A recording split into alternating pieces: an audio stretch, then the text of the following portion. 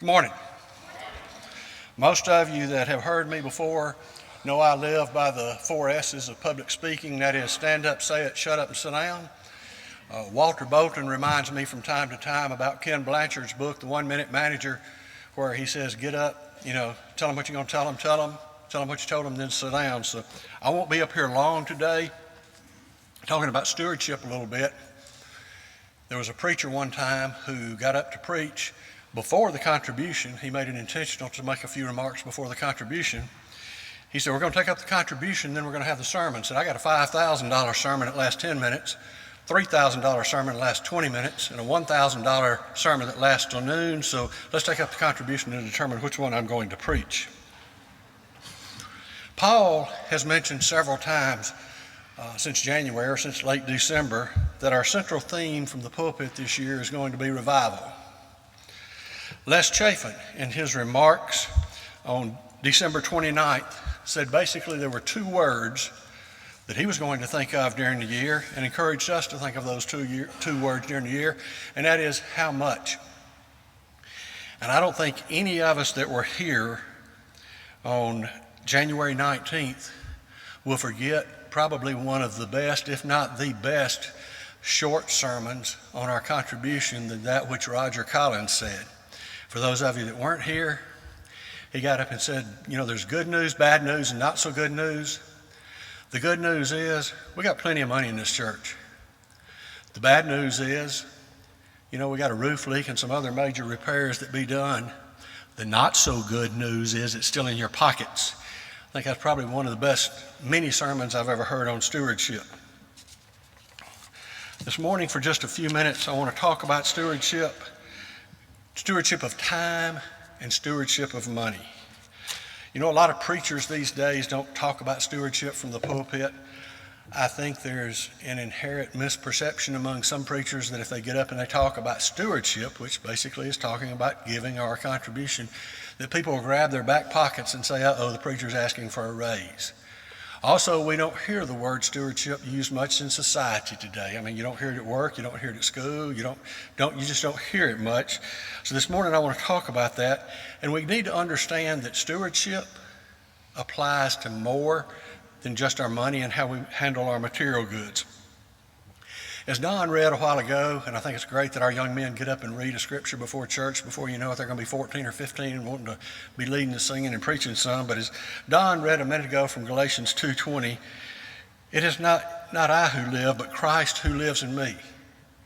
To me, Paul had grasped this concept that his flesh and blood was not his, but it was God's, entrusted to him to use for God's glory and benefit. So let's look at time management for a minute. And I could stand here 4 hours and talk about that, because back in the 70s and 80s, I would do 4-hour seminars on time management, how to effectively and efficiently use your time. But I've boiled it down to just 2 or 3 minutes I want to mention to you this morning. We have a very limited amount of time, which places a tremendous responsibility on us for the way that we use it. You think about it, we've got 24 hours in a day. That's it. Time cannot be manufactured, replaced, borrowed, changed in any way, taken from one person or another. It is what it is. Once we spend it, it's gone. And your question is, how in the world does that apply to a biblical concept, or why are we talking about it from the pulpit today? Well, I would submit to you that time management is a biblical concept. If you look in Ecclesiastes 3, the first 8 verses of Ecclesiastes 3 talks about the fact that there's a time for everything, and it goes on to list what things there are times for. If you look in the scriptures, I think there are a number of scriptures that directly and indirectly address the way we use our time. There's examples in the New Testament of people who had problems with time. If you look in Acts 24:25, Felix said, I'm going to wait till a more convenient season. The more convenient season never came. What was his problem with time? It's this thing called procrastination. In Matthew 25, we find the story of the foolish virgins who were not prepared. Again, another time management problem. And one of the clearest teachings, I think, on this is in Luke 10:38 through 42, where Jesus was in Martha's house and Mary happened to be there. And Mary was sitting at Jesus' feet listening, and Martha was running about doing those activity items, such as making sure the house was clean, probably getting in the kitchen, making sure that food was prepared. And Jesus made the point that Mary sitting at his feet was doing the right thing, the important thing. Sometimes we get activity traps where we run around doing things that really lend nothing to production whatsoever or make our lives any better. We need to remember the lesson of Jesus here, and that is, don't let the urgent get in the way of the important. You know, a lot of times in past 30 and 40 years ago, ladies would come up with these embroidered samplers, where you'd have something on a wall where a lady stitched it or embroidered it or whatever that had sayings on it. A lot of those sayings we need to be taking and applying to our lives, like first things first, one thing at a time, when in doubt, throw it out. One of my favorites, and one of my wife's least favorites, is a place for everything and everything in its place. Saves a lot of time. I just read 3 weeks ago in the Epic Times, which is a weekly newspaper, that Americans waste 2.5 hours every week looking for things that they misplace, like their car keys, their glasses, their phone, the remote control to the TV. You think about that, 2.5 hours a week, that's 2 to 3 work weeks every year wasted in looking for things.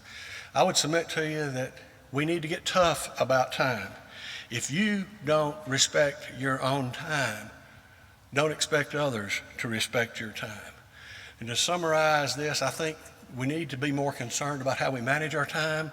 I heard a saying one time that we need to be ruthless with time, gracious with people. I think if we approach life that way, we can get a lot done and still make sure that we're gracious with people. Now, shift gears. Talk about stewardship of our material goods, our money. And this is the part where some preachers don't like to preach on it, because all of a sudden people are grabbing their back pockets and saying, "Preacher, you're getting a little bit too personal when you start talking about stewardship."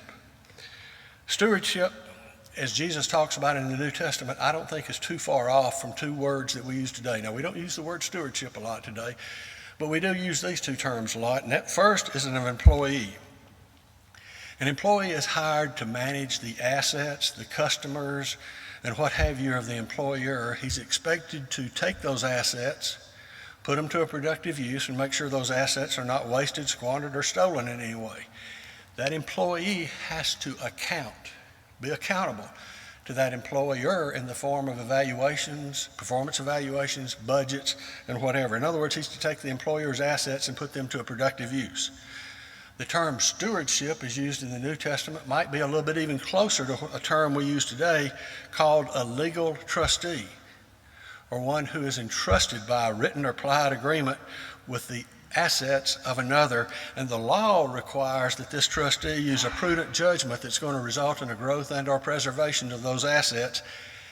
That trustee has to be accountable to the court and or the beneficiary of the trust to make sure that those assets are used in a productive way. These 2 concepts in modern language, that of being an employee or that of a legal trustee, I don't think are too far off from what Jesus was talking about in the New Testament when he talked about stewardship. We need to remember that stewardship implies a special kind of responsibility or trust. We know that all stewards are accountable. One of the things that Paul, Billy, and others that have preached up here over all the last years have talked about that I remember is choices. The choices that we make in life. I think one of the greatest characteristics that we possess as human beings is choice, or the ability to choose. We can't choose to be born. We don't yet exist. We can't choose to die or be judged. The Bible tells us we're going to die and be judged. Just about everything else in life we have a choice about. Choose what time to get up, what to wear, what car to buy, what house to buy, what we're going to eat, where we're going to go, who we're going to be around. Choices is something that we do a lot during life. When it comes to stewardship, we can make a choice. We can be a good steward or a bad steward. But remember in Matthew 25:19, the master came back to settle the accounts with the stewards. So we can make choices of whether we're going to be a good steward or a bad steward. Remember that all of us are going to have to give an accounting. And that concept that comes with stewardship, that of being faithful and trustworthy with what we have, is basically meaningless unless the results are going to be measured in some way. In Luke 16:2, we have the story of the unjust steward. The unfaithful steward was told to give account of his stewardship. 1 Corinthians 4:2 says, those who have been given a trust must prove faithful. Now, while that particular verse has a reference to the mysteries of God, I think the principle is true and fully applicable to us today, and that means that we need to be trustworthy with what we have. And interestingly, 1 Peter 4:10 says that we should use our gifts to serve others. Each steward is accountable for different amounts. We as humans tend to rationalize and step back and say, well, I don't have a lot, therefore I'm not responsible, I'm not going to be accountable. We need to remember the fact that that one talent man in the parable of the talents was accountable just as much as the 5 talent man. Not accountable for as much, but just as accountable. And in Luke 12:48, if you turn there, it says, from everyone who has been given much, much shall be required. Well, we as humans tend to sit back and say, okay, that's fine. I've not been given much, therefore nothing is going to be required. I think that's a verse that we can take and expand on a little bit and make it say to us, to them that's been given much, much shall be required. To him that's been given less, not quite as much will be required. Again, I point you back to that 1 talent man being as accountable as the 5 talent man. So accountability, when we look at the parable of the talents, is not a question of how much we have, but what we do with what we have. Now, I want to give you a few statistics, and I realize the 10% principle is an Old Testament principle. Tithing is. It's not specifically mentioned in the New Testament, although a lot of people will tell you that 10% is a good starting place, but in the New Testament, I think we're pretty well taught to give as we've been prospered and give with a cheerful heart. But I've kind of watched church giving since the 70s and know some people who do research on church giving, and they look at people, they do the survey based on people who go to the church at least 3 or more times a month. And some of the statistics they came up with are kind of interesting. And that is 75% of regular churchgoers, people who go at least 3 times a month, 75% give less than 10% of what they make. 50% give less than 5% of what they make. And 5%, usually the 5% who can afford it the least, give more than 12% of what they make. And I'm not sitting here saying you got to give 10% because we know we're to give with a cheerful heart as we've been prospered. But those statistics are kind of interesting. One of the most interesting things I saw was a preacher one time who got up on the first Sunday after April 15th and said, and now, brethren, let us give in accordance with that which we reported on Form 1040 to the IRS. If we did that, it might change the contribution. We have to, as Paul said in Galatians 2:20, transform our thinking to think of all that we have and all that we are as God's entrusted to us as stewards. Not just that magic 5 or 10% that we allocate and put into the contribution plate on Sunday morning. The question is then, instead of sometimes asking how much must I give, we ought to be asking how much can I give? Again, that's our choice. God has left that decision to us as stewards. Some of you probably remember the story of John D. Rockefeller, who at the time that he lived was probably, if not the richest, one of the richest men in the country. He died, and after his death, the writer with the Wall Street Journal was doing an article, an interview with Rockefeller's CPA, and during that interview asked him, said, how much did he leave? How much did he leave? And the CPA said, all of it. We need to remember we're not going to take anything with us. Our responsibility during this life is to take the material goods God's blessed us with and figure out how we're going to allocate them among his many good works. I want you to think out of the box for a minute. Just kind of get outside the box and think for a minute. Most church budgets are usually week to week or month to month. Most church budgets are zero-based budgets. Start at the beginning of the year, late December, January, or whatever the calendar year, fiscal year is for the church. Figure out how much we're going to need for this, for that, split the categories up, add it up, divide by 52, and that's our weekly budget. Then at the end of the year, we hope that that number at the bottom is zero or a plus number. We hope it's not a number in the red. The problem with that, with zero-based budgeting for churches, unless you've got a specific category called emergencies or something like that, when you have an emergency, you have no way to fund it unless you go to people and ask for money or get a special contribution. I submit to you that one of the ways we can help churches, in particular this church I'm talking about today, but churches in general, get around that is by leaving a portion of our estate to a church or a work of God upon our death. That could be a Christian college, it could be an orphan's home, it could be another church, it could be this congregation right here. Curiosity question, and you don't have to raise your hand. Most of us know people in church don't like to raise their hand anyway. But if you would, if you don't mind, I can tell you the stats after you raise your hands. But how many of you actually have a will that dictates how your estate's going to be distributed upon your death that you've signed? See a couple of hands go up. If you look at any church in the country, the statistics say that about 45 to 50% of the people are going to have a written will. As Roger talked about several weeks ago, the good news, bad news. Here's the bad news for those of you that don't have a written will. You do have a will. It's written by the state of Mississippi in the Mississippi Code, and it dictates how your estate is going to be distributed upon your death. And I can guarantee you that the Mississippi Code has no provisions whatsoever for any work of the Lord in it. So you think about it, if we feel like it's important to give on Sunday morning or to allocate some of our income to the work of the Lord while we're living, why don't we think about it according to our last will and testament? I think it's summed up best by John Stevens, who is the former president, former chancellor of Abilene Christian University.